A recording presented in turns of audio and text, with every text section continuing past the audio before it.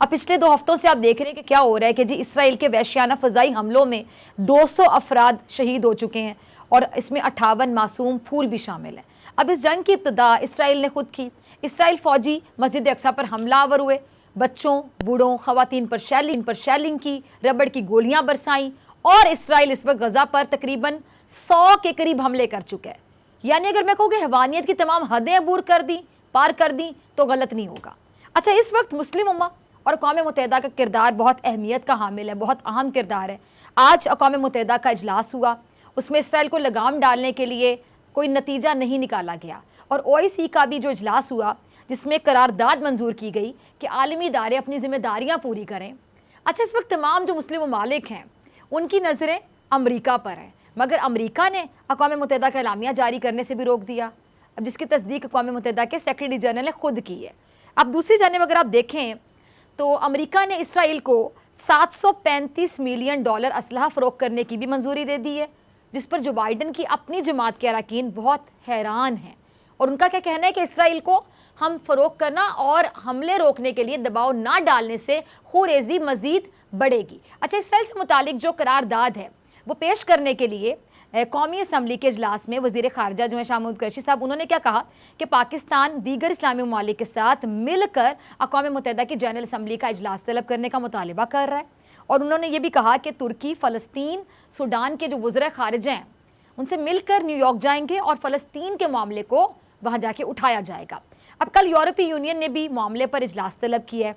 इंसानी हकूक़ के जो अलमबरदार हैं उनके लिए मेरे ख्याल से यही वक्त है कि वो अपनी इंसानियत का प्रैक्टिकली सबूत दें और इसराइल की बर्बरियत को रोक कर प्रैक्टिकली सबूत दें इस बात का। इस पर बात करने के लिए मेरे साथ मौजूद हैं वीर शाहिद अमीन साहब, किसी तारुफ के मोहताज नहीं। शाहिद साहब, बहुत शुक्रिया ज्वाइन करने के लिए। शाहिद साहब, ये जो हो रहा है अब पाकिस्तान और जो मुस्लिम ममालिक हैं वो इसराइल को रोकने के लिए किस हद तक प्रेशर डाल सकते हैं? आपको क्या लगता है कि जब ये आवाज़ उठाएंगे तो प्रेशर बिल्ड किया जा सकता है या नहीं?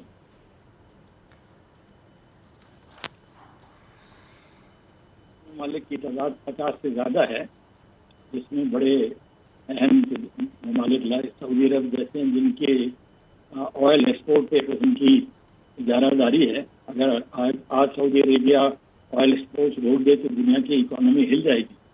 तो ये बात तो नहीं कह सकते कि इस्लामी ममालिक के पास कोई वसाइल ही नहीं है या कुछ चाह रहे कि उनके पास नहीं है सिवाय कि वो इसराइल की मजालिम को बर्दाश्त करें।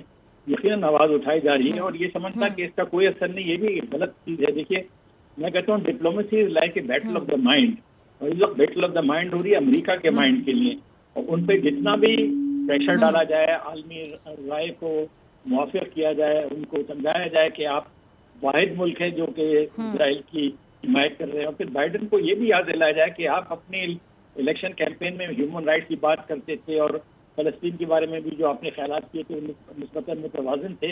अब वो पॉलिसी किधर गई? मैं समझता हूँ कि अब तक जो कुछ बाइडन ने कहा है वो उससे हम यही समझते हैं कि वो कुछ डिप्लोमेसी इस्तेमाल हो रही है। और आज उनके सेक्रेटरी ऑफ स्टेट ने बल्कि पहली बार इसराइल पे एक एतराज़ उठाया कि वो साबित करे कि ये जो मीडिया बिल्डिंग को गिराया गया था वहाँ पे कोई टेररिज्म की शहादत थी। तो गोया कि जो इजरायली वर्जन है उसको अमेरिका ने कबूल करने से कम अज़ कम इनकार नहीं किया, तो कम अज़ कम उसको सवाल तो उठाया है। तो देखिए, अमेरिका का एक बड़ा रोल बनता है।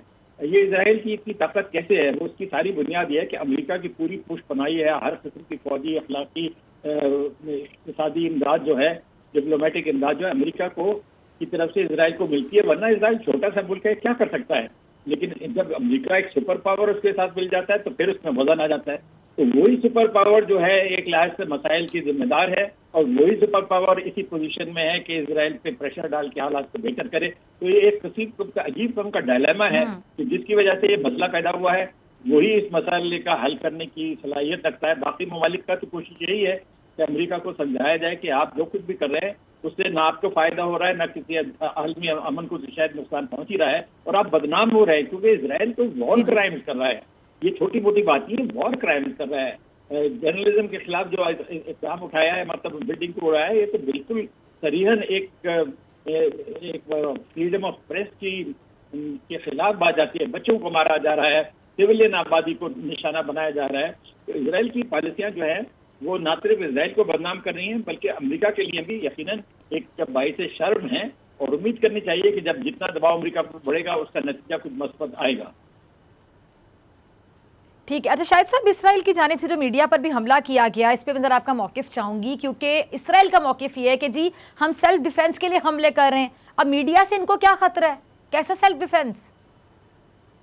मतलब उनका वर्जन ये है कि उस बिल्डिंग में दहशतगर्दों ने अपने ठिकाने बनाए हुए थे, तो उस पर अमेरिका के सेक्रेटरी ऑफ स्टेट ने कहा अच्छा तो फिर आप शहादत सामने लाए ना कि दहशतगर्द वहां पे कहाँ मौजूद थे, आपके पास क्या शहादत है। ये बिल्कुल झूठ है, जाहिर है उन्होंने उनको तकलीफ थी अल जजीरा की खासतौर पर रिपोर्टिंग की, और एपी जो अमेरिका की नंबर 1 न्यूज एजेंसी है वो भी वहाँ मौजूद थी।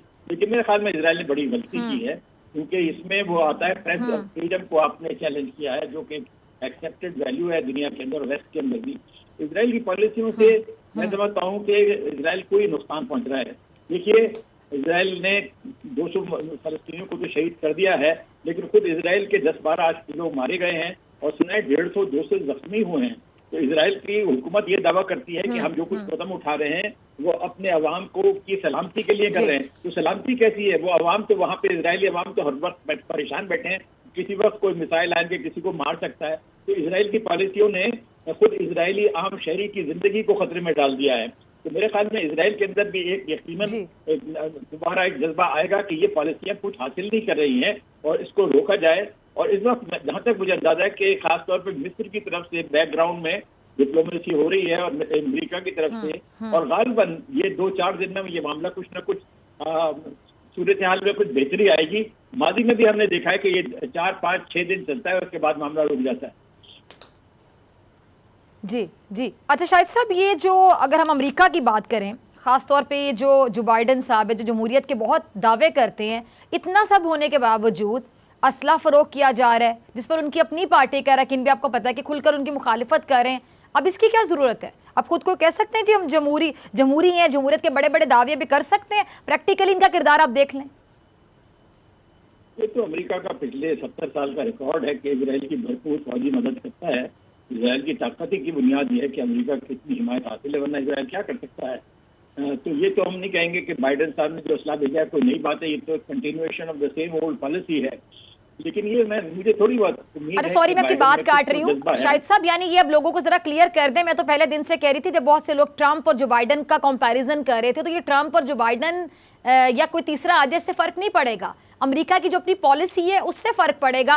फिर इनका फेस ट्रंप हो, जो बाइडन है, कोई भी। मेरी बात से अग्री करते हैं? आपकी बात सही है। असल में तो अमेरिका एज ए स्टेट हमेशा इजराइल की मदद करती रही है। अकेला सदर तो नहीं होगा ना? एग्जैक्टली। हाँ, चाहे रिपब्लिकन एडमिनिस्ट्रेशन हो या डेमोक्रेटिक, इजराइल को तस्लीम किसने किया था? डेमोक्रेटिक प्रेसिडेंट ने। और फिर इजराइल की मदद भी जो है ज्यादातर दोनों एडमिनिस्ट्रेशन करते रहे। सिर्फ एक बार इजराइल पे किसी ने को रोका था, वो 1956 में था, जब प्रेसिडेंट आइजनहावर जो कि रिपब्लिकन थे, उन्होंने इजरायली जारियत को सनाए में इजराइल ने साइनाई पे कब्जा कर लिया था। और प्रेसिडेंट आइजनहावर ने हुक्म दिया कि 1 हफ्ते के अंदर इसको खाली करो, और इजराइल को खाली करना पड़ा। तो एक दफा सिर्फ तारीख में किसी अमेरिकन प्रेसिडेंट ने कोई बैकबोन दिखा के उसूलों पे खड़े हुए हैं, वरना आपकी बात सही है, चाहे एक पार्टी हो दूसरी। उसकी वजह क्या है? ये ज़ायनिस्ट लॉबी जो है अमेरिका के गले में एक किस्म का स्ट्रैंगल होल्ड है। हर चीज पे छाए हुए हैं, मीडिया पे छाए हुए हैं, उनकी कांग्रेस में छाए हुए हैं, उनकी फाइनेंशियल हल्कों में छाए हुए हैं। अमेरिका पे ज़ायनिस्ट लॉबी का बड़ा असर रसूख है, और कहा यह जाता है कि कोई सियासतदान इलेक्शन नहीं जीत सकता अगर ज़ायनिस्ट लॉबी उसकी मुखालफत करे। तो उसमें चाहे आपको यहूदी पसंद है या नापसंद है, फिर वो प्रैक्टिकल पॉलिटिक्स है कि इनको नाराज करने से हमें कुछ फायदा नहीं होगा। ठीक है, ठीक है। अच्छा शाहिद साहब, एक और पॉइंट आपने नोट किया होगा कि अमेरिका एक तरफ कहता है कि दोनों फरीक अवाम का ख्याल रखें, हमले ना करें, और दूसरी जानिब इसराइल को इस सिचुएशन में, सूरत हाल में असलाह फराहम किया जा रहा है। ये अमेरिका एक्चुअली किसके साथ है? क्या ये मुनाफकत नहीं है, डबल स्टैंडर्ड्स नहीं है, दोहरा मयार नहीं है इनका? है बिल्कुल मुनाफकत, डबल स्टैंडर्ड भी है, लेकिन देखिए इससे एक लीवरेज भी अमेरिका को मिलती है। अब अमेरिका की तरफ से इसराइल को इस्लाह आ रहा है, तो अमेरिका जो है उसको रोक के इसराइल पे प्रेशर भी तो डाल सकता है ना। जो हाथ देता है उसको एक सुपीरियर पोजीशन तो हासिल हो जाती है। ये हर एक बात तस्लीम करता है कि अगर इसराइल पे किसी का दबाव आ सकता है या असर रसूख हो सकता है, वो अमेरिका।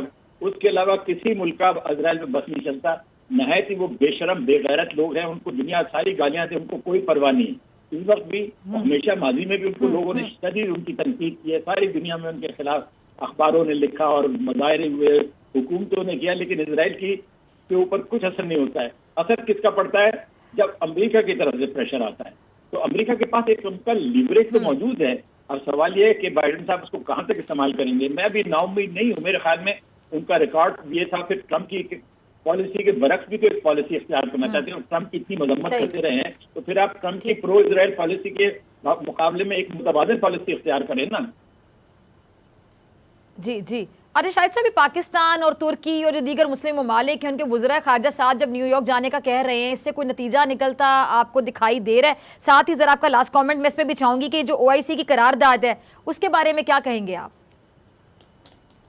करारदाद तो अच्छी है, और जैसे मैंने कहा कि 50 से ज्यादा मुल्क अगर एक पोजीशन लेते हैं, दुनिया में यूनाइटेड नेशन की 1/4 मेंबरशिप मुसलमानों की है, तो ये कहना भी गलत है कि इसका कुछ असर नहीं होता। असर कहीं ना कहीं तो होता है, शायद आपको फौरी तौर पे महसूस ना हो, लेकिन मैंने कहा it's battle for the mind, it's battle for the mind. जब अमेरिका में एक एहसास ये डेवलप होता जाएगा कि सारी दुनिया हम पे प्रेशर डाल रही है, हम अकेले रह गए हैं इसराइल के दिफा में, तो फिर बाइडेन अपनी पॉलिसियां जो थी, जो उनका मादी का स्थान था, उसको भी नजरअंदाज नहीं कर सकते। यकीनन इसका कुछ फायदा है, लेकिन ये कि हमारे वजीर खारजा जा रहे हैं, तुर्की वजीर खारजा, एक अलामती बातें हैं। देखिए, पाकिस्तान का और दीगर ममालिक का एक मार्जिनल रोल है। हम इस पोजीशन में नहीं है कि इसराइल की पॉलिसियों को तब्दील कर सके। ये जरूर है कि सारे मुल्क मिलकर दबाव डालें, जिसमें पाकिस्तान शामिल है, OIC शामिल है।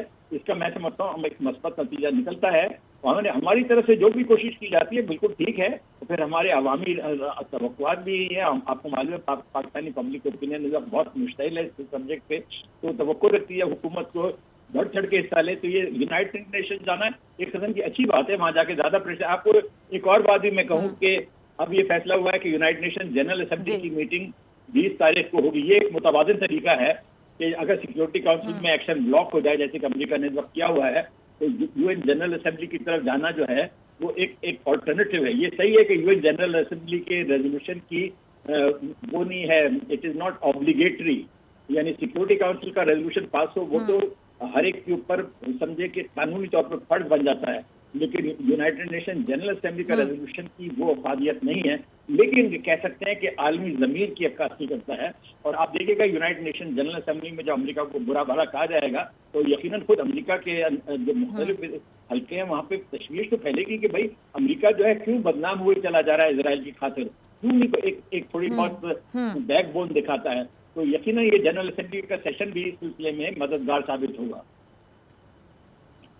ठीक है, बहुत शुक्रिया शाहिद अमीन साहब आपके वक्त के लिए, आपके तज्जिए के लिए। सब्सक्राइब करें और बेल दबाएं ताकि कोई खबर रह न जाए।